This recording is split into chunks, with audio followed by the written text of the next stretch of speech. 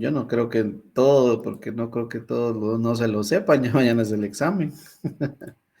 Algo puntual podría ser.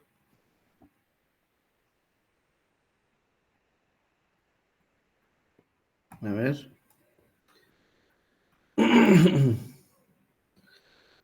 ¿Qué temas entran para el examen? La unidad uno, que es propuesta de servicios profesionales. Ahí entraría en la unidad uno, entraría lo que es la NIA 200, NIA 210, como complemento del material que les he mandado. Y en la unidad 2, que entra la información financiera, que entraría en conjunto con la NIC 1, notas a los estados financieros, que ahí viene la parte práctica de notas, y cambios contables, que entraría con la NIC 8. Entonces, esos son los temas que entrarían de la unidad 2. Prácticamente el examen viene de unidad 1 y 2. Eso es lo que viene para el examen de mañana. Recuerden que el examen empieza a las 6 de la tarde. Ustedes tienen que llegar a partir de las 6 de la tarde. Yo creo que ya están asignados los salones, creo que el link ya los compartió. Si no estoy mal, si me ayudan ahí con la memoria, creo que ya el link compartió los horarios. Vamos a ver. No ha compartido horarios. Bien, va. Ah, aquí está. Vamos a ver. Ah, lo que no tenemos compartido son salones. Pero en el caso, vamos a ver si aquí ya me los mandaron. Permítanme, vamos a ver. Yo creo que por aquí vi. Que ya tenía. Ah, sí. Qué bueno que ya lo vi. A ver. 208. Nos toca en el salón 101 del S3. Ahí va a ser el examen. 101, salón. Fíjense dónde va a ser el examen. Salón 101 del S3. Ahí. Entonces, lo vamos a fijar acá.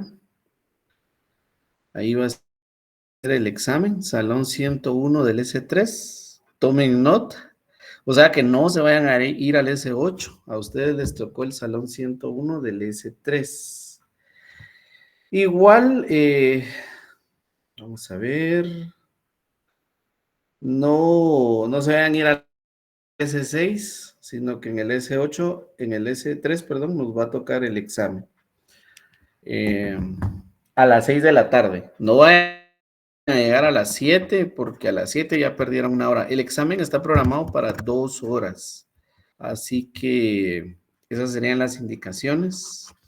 Por favor. Que el examen venga para 2 horas no quiere decir de que venga un examen muy complicado. O sea, viene, pienso yo que laborioso en cuanto a se recuerdan las notas, es de transcribir, de ordenar la información y de hacer las referencias. Entonces, el examen viene laborioso en ese sentido, pero no tendría por qué ser complicado para ustedes. Otra cosa, por favor, si van a llevar hojas adicionales, que pueden hacerlo, pueden ser hojas tamaño carta, pueden ser cuadrícula, o con líneas, o en blanco. No vayan por favor, a llevar material adicional dentro de esas hojas, son hojas para su examen. Y por favor, si fueran tan amables también, porque a mí a veces se me olvida, y traten de llevar engrapadora para engrapar sus hojas al examen, porque no creo que el examen tenga el espacio suficiente para pues rellenar ahí las respuestas en el examen. Entonces sí pueden llevar hojas adicionales y una engrapadora. Cualquiera de los compañeros pues puede llevar su propia engrapadora o llevar ahí una comunitaria, igual yo se las devuelvo, pero sí, recuérdense llevar, porque a mí a veces en mis carreras, y porque ya es tarde y todo se me olvida, llevar la engrapadora, pero voy a tratar de llevar un par de engrapadoras ahí. Entonces, ustedes mandan y si no, pues los puedo dejar el espacio para que estudien también. Ustedes mandan ahí qué necesitan. Tal vez un repaso de los cambios, Lick, de los cambios contables. De los cambios, va. ¿Pero la teoría o la práctica? La práctica. La práctica creo que les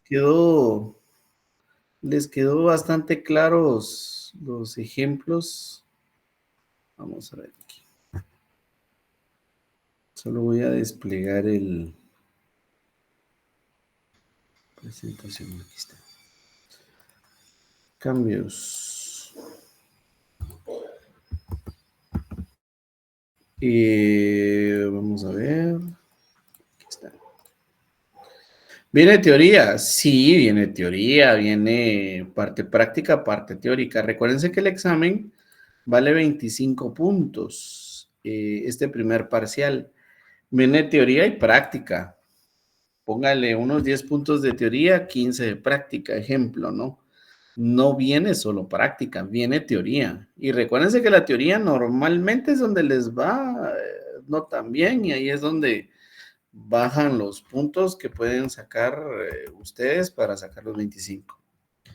Bueno, rápidamente, cambios contables. Sí tenemos que ver la teoría esta para poder recordar un poquito de la práctica. El cambio contable básicamente nace porque la administración aplica ciertos cálculos y ciertos métodos para presentar información financiera que es basada en sus necesidades, basado en el giro de negocio.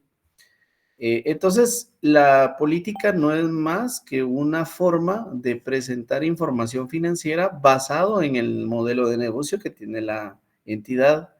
Y por eso nosotros debemos de evaluar cómo es que la administración está aplicando estas políticas contables. En su momento les tuve que haber comentado que una política contable se puede implementar de dos maneras, cuando es requerido por una norma o cuando la administración decide voluntariamente hacer un cambio, digamos, o una implementación de un modelo contable para la aplicación de ciertas transacciones. Entonces, puede ser voluntaria o requerido por una norma. De esa forma es como se aplican las políticas contables. De esa cuenta veíamos que habían tres tipos de cambios. Lo más común es que recordemos que el cambio en política contable y el cambio o los errores en este caso tienen el mismo efecto, que tienen tres tipos de efectos, se recordarán ustedes, tienen un efecto retroactivo, acumulado y prospectivo. Lo tienen las políticas contables y lo tienen los errores. ¿Por qué? Porque hay un efecto que se debe de analizar de información financiera retroactiva y solo se da en cambios en políticas y en errores. Caso contrario con las estimaciones, que fue lo que vimos en el ejercicio 4 de la clase anterior, que lo que está cambiando ahí es el tiempo. No estoy cambiando método de evaluación, sino que estoy cambiando temporalidad. Y por esa razón no hay un efecto retroactivo. Entonces, lo que pasó en años anteriores se queda igual, pero en estimaciones no funciona de esa forma. Entonces, vamos a ver, vamos a recordar aquí rápidamente cada uno de ellos. El problema con las políticas y con los errores a la vez es de que hay un principio que habla de la uniformidad en información financiera. Este principio indica de que toda transacción a partir del momento en que yo adopto un modelo de presentación no cambia o no debería de cambiar. Sin embargo, como nosotros lo vemos en la figura o en la gráfica que estamos viendo en la presentación, puede ocurrir un cambio, que es el famoso año del cambio, que yo siempre les digo, el famoso año del cambio. Pero si se dan cuenta, todo viene normal, o lo que pasó atrás o antes viene normal, hay un cambio y todo sigue igual. O sea, pareciera que el cambio no afectara, Ese es digamos, teóricamente el sentido de un cambio contable, que se aplique el cambio como si este no afectara, sino que como que se venía aplicando desde siempre. Y por eso es de que ahí hay un cambio, hay un efecto retroactivo, porque hay que analizar o hay que hacer el ajuste hacia los ejercicios anteriores. Lo puede hacer una entidad seleccionando una política contable o bien pues lo exige una norma, que es lo que platicaba al inicio. El cambio en política entonces se da cuando se cambia de un método por otro, o sea, un principio se está cambiando por otro principio de contabilidad y esto claramente hace que haya una variación en la utilidad de ese periodo y posiblemente en los periodos desde la fecha de adquisición del activo o del bien. Entonces, por eso se les comenta que este caso tiene 3 tipos de efecto. Como ya sabemos, el cambio no es una transacción regular de giro de negocio, es un procedimiento eventual muy particular y por esa razón la norma pide una divulgación o nota a los estados financieros donde se establezca la razón y el análisis del por qué el cambio. Entonces, esas son, digamos, las condiciones. ¿Por qué se va a cambiar de política? Por 2 simples situaciones. Primero, una norma me lo pide expresamente, una norma contable, o bien la administración voluntariamente decide hacer el cambio porque este cambio representa que la información se está presentando de forma más real hacia el giro de la entidad y de la forma de desgaste de un activo. Entonces es una representación más real de la información financiera. Entonces es decisión de la administración, por un lado, y por otro, puede hacer de que una norma lo está requiriendo directamente. Hablábamos en algún momento que no constituía un cambio, por ejemplo, algún evento muy particular, o por ejemplo la revaluación de activos, la renovación de algún software, ¿verdad? Eso no es un cambio contable, tenemos que tener muy claro que puede ser que exista una transacción eventual. Por ejemplo, yo adquirí un activo y lo adquirí en un precio, con un proveedor que maneja un tipo de cambio o con una moneda diferente a la de Guatemala y maneja un tipo de cambio. Y por eso le voy a decir que es un cambio en política contable. No, porque eso es una transacción que solo ocurrió una vez o ocurre una vez o un par de veces, pero que no representa un cambio contable, ¿verdad? Entonces hay que tener mucho cuidado con ese tipo de situaciones. Y aquí es donde veíamos que el efecto del cambio en política contable son 3, retroactivo, acumulado y prospectivo. El retroactivo porque claramente tengo que aplicar el principio de uniformidad como que si el cambio no hubiese ocurrido, entonces tengo que analizar el efecto retroactivo. El acumulativo, porque es el año del cambio, que eso es lo más importante que tengo que tener claro en cambios contables. Y el prospectivo, pues claramente, una vez yo hago el cambio, para los ejercicios siguientes voy a tener la aplicación de ese cambio, ¿verdad? La teoría dice que hay una aplicación retroactiva. Significa que desde la fecha del cambio a la fecha de adquisición del activo, yo debería hacer una aplicación retroactiva. Es lo que vimos en los ejercicios, que los activos los adquiríamos 1 o 2 años antes y el cambio se daba pues 2 años después y aplicábamos el efecto retroactivo a los 2 años anteriores. El efecto acumulado en el año del cambio y en los años siguientes pues iba a verse el efecto de ese cambio. Por eso es que en políticas contables, el cambio en política contable, perdón, hay un efecto retroactivo. Pero también hablábamos de que en la aplicación del efecto retroactivo puede haber limitaciones. ¿Qué tipo de limitaciones? Que no tengo toda la información, que hay un cambio significativo en la contabilidad que no me permite hacer adecuadamente un análisis de ese cambio, Entonces, ¿qué es lo que me pide la norma? Que yo establezca hasta dónde pude yo llevar ese cambio de forma retroactiva. Porque limitaciones pueden haber, ¿verdad? Puede ser de que el bien yo adquirí hace 20 años, por ejemplo, y estoy haciendo un cambio a los 10 años. Entonces, puede hacer que solo pueda reflejar un efecto de 5 años hacia atrás, no de los 10, por un montón de circunstancias. Entonces, lo único que me dice la norma es, bueno, justifique por qué no lo hizo a 10 años, sino 5 años el efecto retroactivo. Y es, pues, situaciones que pueden darse en el giro de negocio. Entonces, ¿pueden haber limitaciones? Claro, hay limitaciones muchas veces. No necesariamente porque no tenga la información, sino porque simple y sencillamente, pues también tengo que hacer un análisis fiscal, que ese es el que no vimos aquí, pero que sí ocurre. Aquí les daba el ejemplo de cómo afectaba, que pues lo vimos en los ejemplos. La información a revelar, que pues si es que la empresa está tomando por primera vez, por ejemplo, un método, tengo que revelar que por eso fue el cambio, porque cuando lo requiere una NIF o una norma contable, entonces esa aplicación por primera vez, por eso lo menciona la norma, si fue voluntario, si fue un cambio por alguna situación transitoria de la norma, cómo me afectó el efecto retroactivo de ese cambio. Eso es lo que me pide la norma revelar.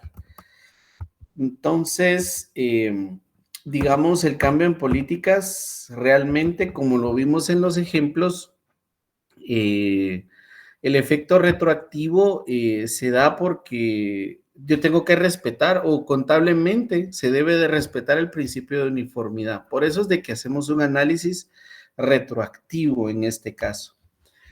Caso contrario es lo que ocurre con estimaciones. Las estimaciones son un ajuste al importe en libros. Fíjense que desde la definición ya me está diciendo que el ajuste, lo que yo voy a cambiar es desde la fecha en que ocurre el cambio hacia adelante. Por eso dice un ajuste al importe en libros. Yo tengo que tener muy claro qué es un importe en libros, y el importe en libros no es más que el costo de adquisición de un activo menos su depreciación acumulada. Entonces, el importe en libros es el valor de adquisición menos su depreciación. Ese es el valor actual del bien. Y lo que me está diciendo la definición acá es que yo estoy haciendo un ajuste a ese valor, no a lo que ya ocurrió, no a lo que ya deprecié o lo que ya amorticé, sino lo que está ocurriendo ahorita y de aquí para adelante. Por eso es de que vimos el primer caso de la estimación, que era la patente, que se quedaba sin efecto, y el segundo caso, que pues creo que fue un poquito más revelador, cuando vimos que cambiaba la temporalidad de la depreciación, o sea, de 5 años cambió a 10 años. Ahí no cambió el método, seguí utilizando el mismo método de depreciación de vida útil, pero cambió el tiempo. Y ustedes se fijaron cómo afectó ese cambio de tiempo, ¿verdad? Entonces, hay una diferencia, sí, normalmente, digamos, aquí justamente lo dice la diapositiva, este tipo de aplicación de estimaciones aplica pues en cuentas que tienen que ver con un cálculo por parte de la administración, que son cuentas de incertidumbre dentro de la información financiera, como no puede ser cuentas por cobrar, la obsolescencia de inventarios, el valor razonable de los activos, la vida útil, que ya vimos el ejemplo, algunas garantías u obligaciones, que tienen pues cierta información, o más bien dicho, cierto valor dentro de los estados financieros. Entonces, eso es una estimación. Vamos a ver, aquí habla de que el efecto en el caso de estimación es acumulado y prospectivo, o por las razones que ya expliqué. No hay un efecto retroactivo porque estoy haciendo un ajuste al valor de hoy, que es el cambio, o al valor en el año del cambio, que pues, es el valor actual, y que me afecta para adelante, ¿verdad? Entonces, teóricamente ahí solo hay una divulgación y el efecto que conlleva ese cambio, ¿verdad? Siempre va a pedir la norma de que hagamos esa divulgación. Y en el caso de los errores, tiene el mismo sentido. de un cambio en política, porque definitivamente lo que pasa aquí es que el error afecta, está distorsionando la información financiera, pero esto deviene de un error.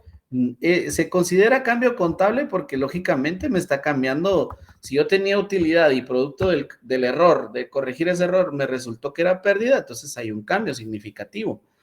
Y aquí hablo de reexpresión de estados financieros cuando hago la aplicación retroactiva. O sea que cuando yo hago un cambio por corregir un error de años anteriores, esos estados financieros se van a llamar estados financieros reexpresados porque se corrigió un error de años anteriores. Entonces, lo que cambia aquí es de que se está corrigiendo un error. No se está haciendo el cambio de un principio por otro, como lo vimos en cambios en política, sino que estoy corrigiendo un error que me cambió la información financiera.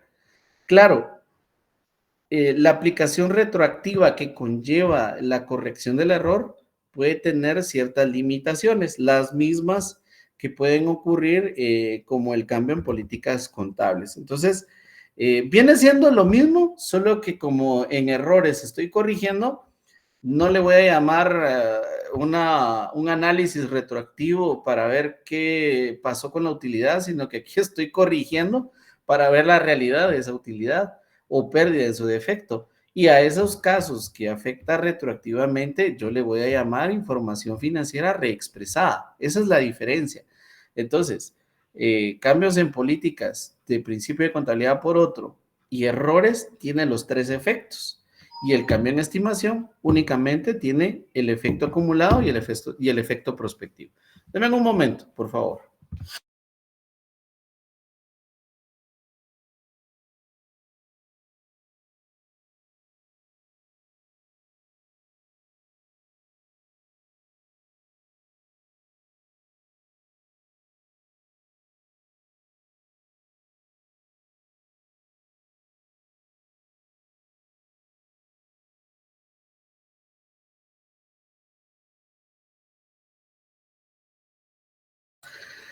Muy bien, vamos bien hasta aquí. ¿Alguna pregunta teórica, digamos, con este tema? Porque la verdad no sé si vamos bien. ¿O hay algo que quieren que aclare antes de seguir? ¿Sí? Muy bien. La impracticabilidad, en el caso de los errores, si hay una impracticabilidad, hay que hacerlo ver al usuario, el por qué se corrigió el error. Tal vez usted se dio cuenta en este año y se corrigió de aquí hacia atrás, hace 3 años, entonces se tiene que indicar. Eso es lo que dice aquí la norma, digamos, en pocas palabras. Bueno, y en el dictamen que claramente pues tiene un efecto, pero al momento de hacer una auditoría. Pero, digamos, teóricamente yo les aconsejaría leer la NIC 8, hacer un bonito resumen de la NIC 8 del material que yo les mandé y tener muy claro, ¿verdad? Cuándo hay efecto retroactivo, cuándo no, las definiciones de estimación, de política y de error. Porque esa es la teoría que va a haber. Y hay algún ejercicio particular, porque obviamente no nos va a dar tiempo de ver los 4, pero podemos ver uno, recordarlo quizás. Ustedes me dicen.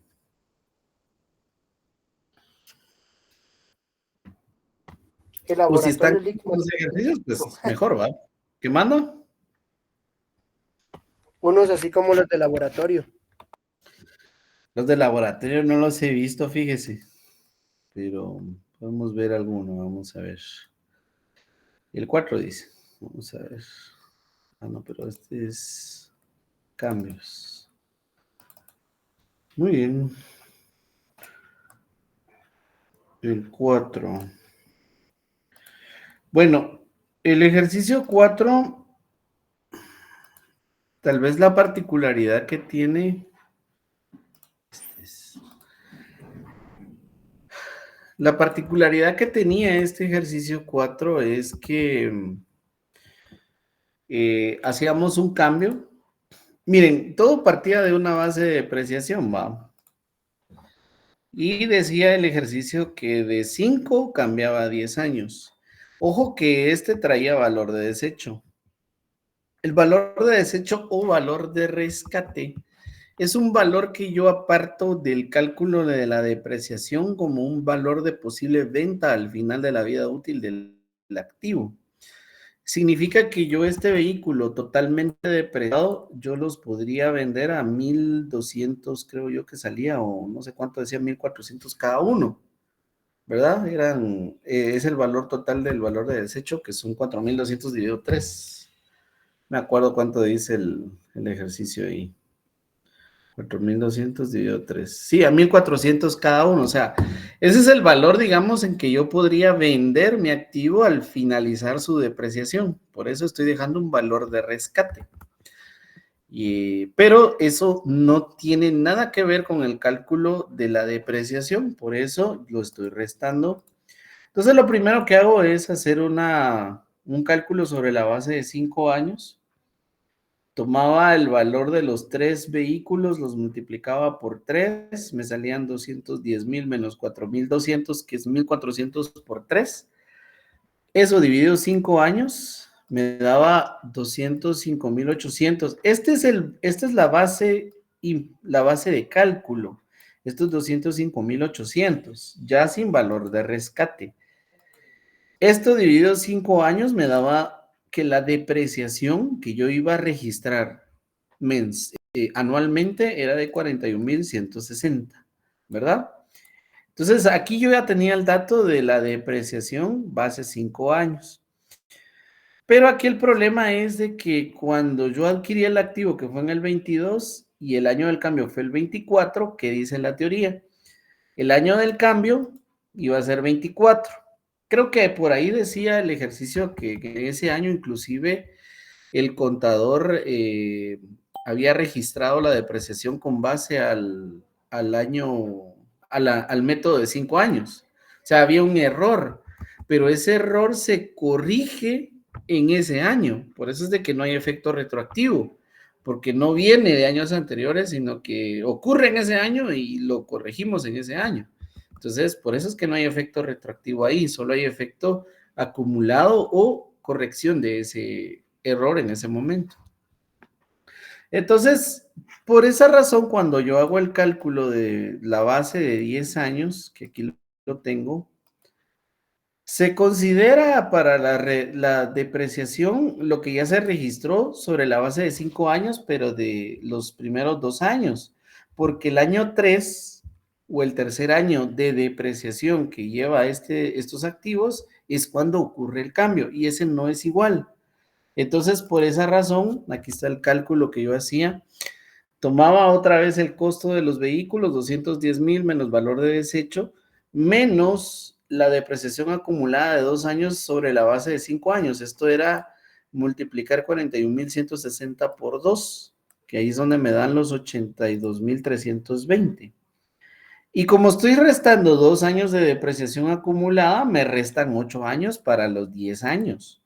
¿Verdad? Entonces, muchos que hicieron que aquí les restaban, aquí dividían 7 años, me imagino que aquí restaban 3 años y aquí 7, entonces no les iba a dar el mismo valor, porque el año del cambio siempre es diferente. Y aquí es donde me daba 15,435. Al hacer el análisis por efecto del error, ¿cuál era el error? Que el contador registró en el 2024 la depreciación sobre 41,160, no sobre 15,000.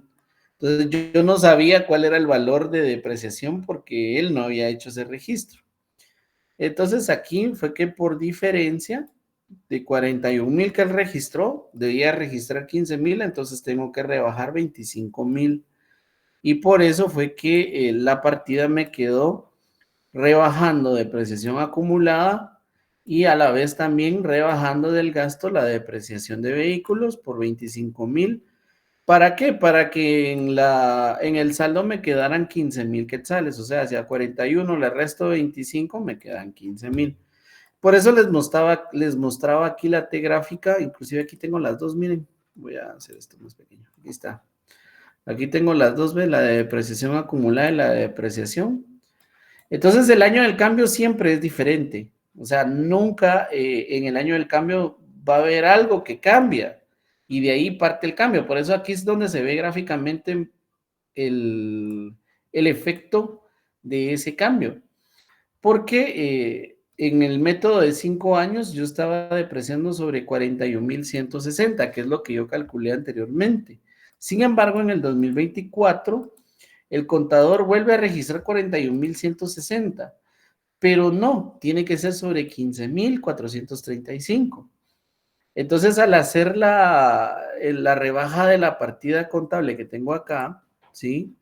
Al hacer esa rebaja, se pueden ustedes percatar que efectivamente hay un cambio, miren, de 41 que él registró, ahora va a registrar 15,435, que es la base del nuevo, no, de la nueva depreciación. Pero en el 2024 empieza ese cambio. Entonces, del 2024 al 2031 pasan 8 años. Aquí hay 8 años. Esta sumatoria de 15,435, según la sumatoria aquí me da 123,480. Más estos 2 años me da 205,800. Y si yo voy a comprobarlo a la depreciación acumulada, que es lo que yo tengo acá, que eso sí no lo vimos allá en clase, si se dan cuenta, me da lo mismo. ¿Por qué? Porque estoy haciendo bien los cálculos. Y aquí yo les decía llevarlo a cero, pero realmente lo que estoy llevando a su valor total de depreciación es el activo. Vean cómo empezó y cómo terminó con este cambio. Entonces ahí es donde yo debería, ya no estaba presentando, compañeros. ¿Sí lograron ver? Bien, licenciado, ¿se ve? Sí está presentándole. Ah, bueno, es que se me puso la pantalla como oscura, pero la que estoy presentando no sé por qué, pero entonces ahí es donde yo analizo y este tema es más de análisis, o sea, si yo lo intento memorizar, realmente no es el sentido de un cambio contable. Un cambio contable es entender qué están haciendo, qué es lo que la administración intenta demostrar con este cambio. Por eso es, por eso es importante que pues ustedes analicen y vean este tipo de casos, ¿verdad? No sé si queda mejor, más claro este ejercicio o alguna duda más que tengan.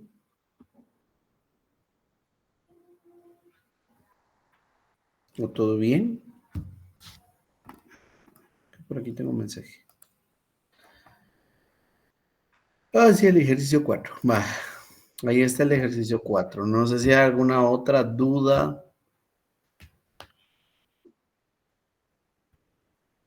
La partida. ¿Qué pasa con de ejercicio? Me imagino.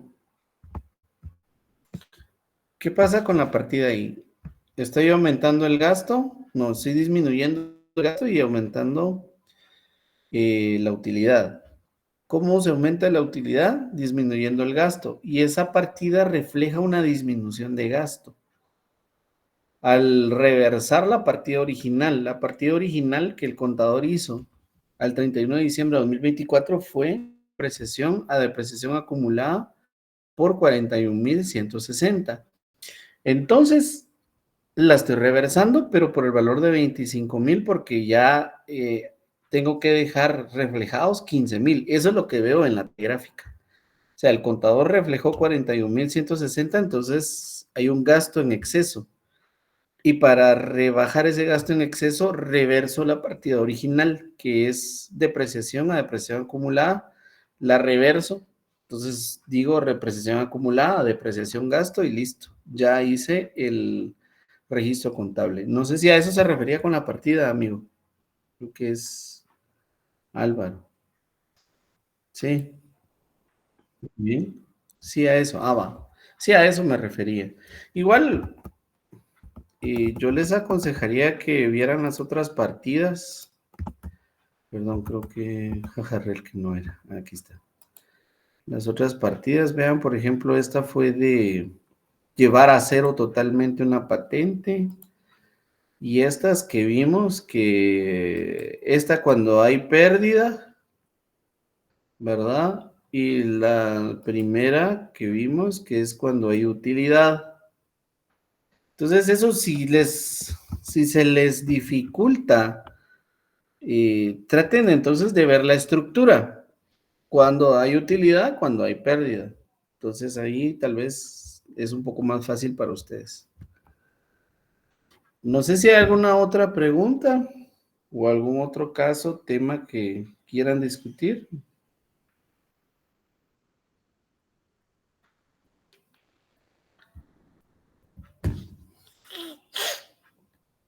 ¿O todo claro? ¿Ya listos para el examen?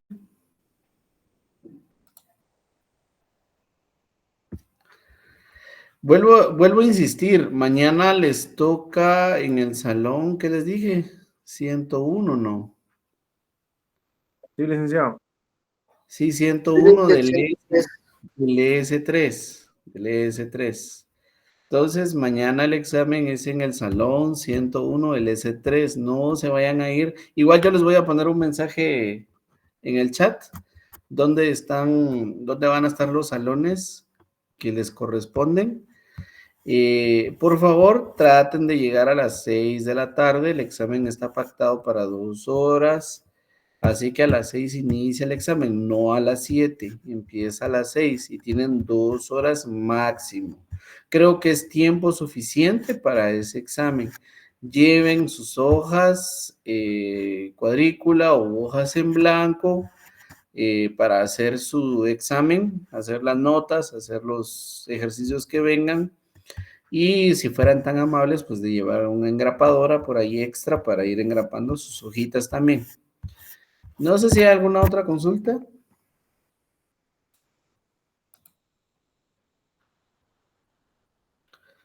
No, los noto muy callados. Eso es bueno. Significa que ya se entendió todo el tema. Es por miedo, Lick. Si es el momento de preguntar, mañana no. Aunque me pregunten, miren, sí les voy a ser bien honesto. Si en el dado caso, dentro del examen, ¿por qué ha pasado? Viene algún tema, algún ejercicio así mero raro, digámoslo así, mero raro.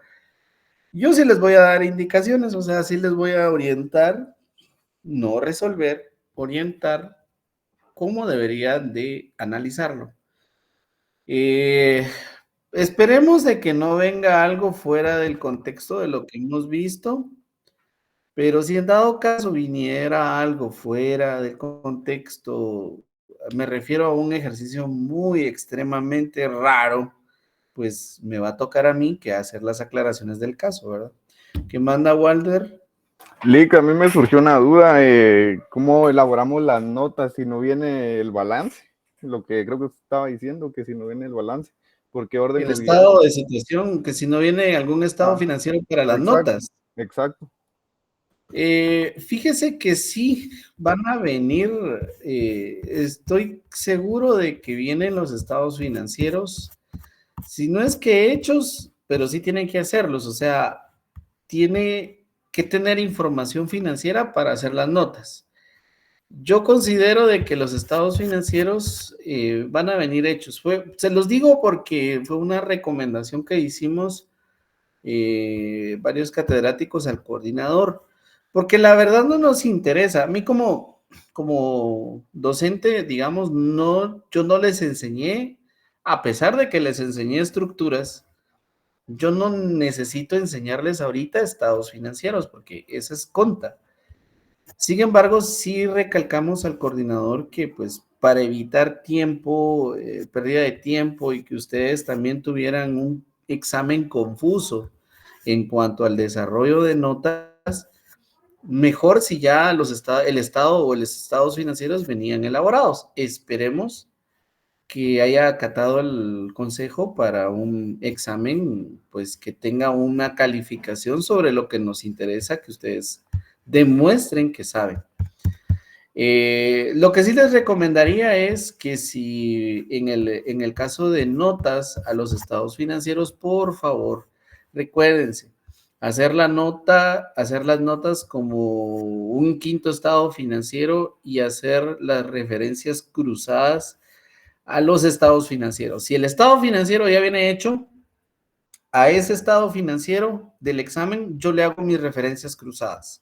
Sí, ustedes ya saben cómo.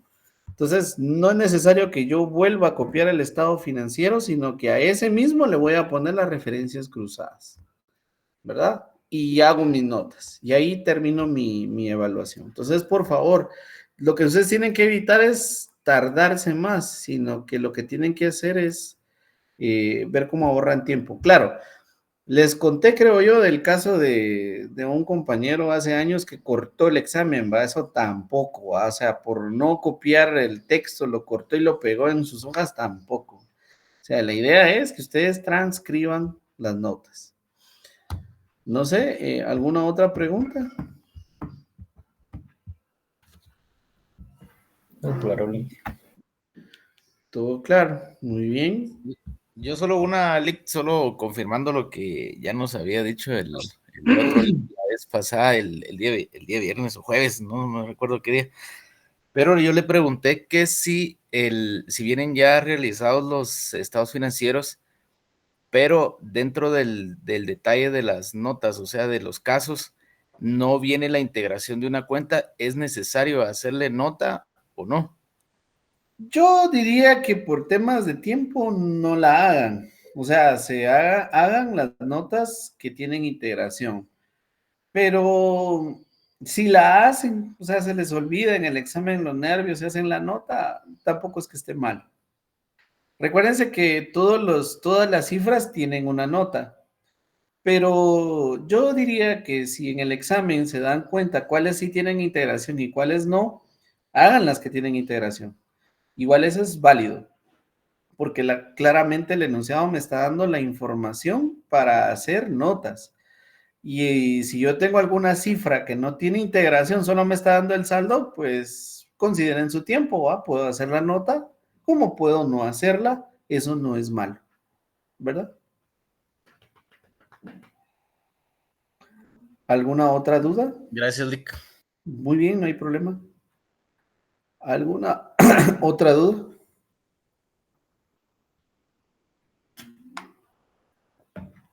¿No?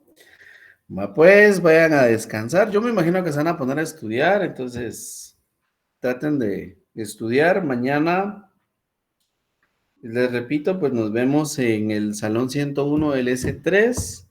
Por favor, lleguen temprano a las 6 de la tarde, pues para que no estén corriendo y pues vayan tranquilos, hagan su examen tranquilo. Yo siento que las 2 horas son suficientes para su examen de mañana y van a ver que pues en una hora, primero Dios, hora 15 minutos, ya hayan terminado y un par de minutos más para revisar y listo, y entregan su examen. Así que descansen, buen provecho para los que van a cenar, nos vemos mañana, primero Dios. Y ya saben que las notas se las voy a tener un par de días después, no el día jueves que nos toca clase, porque yo sé que van a estar el jueves y las notas, no hombre, tengo un par de días más para hacer la revisión. Entonces, consideren eso. Nos vemos mañana, jóvenes. Buen descanso. Feliz noche, licenciado. Buenas Noche, noches. licenciado. Buenas noches. Gracias, Feliz Lick. noche. Feliz noche.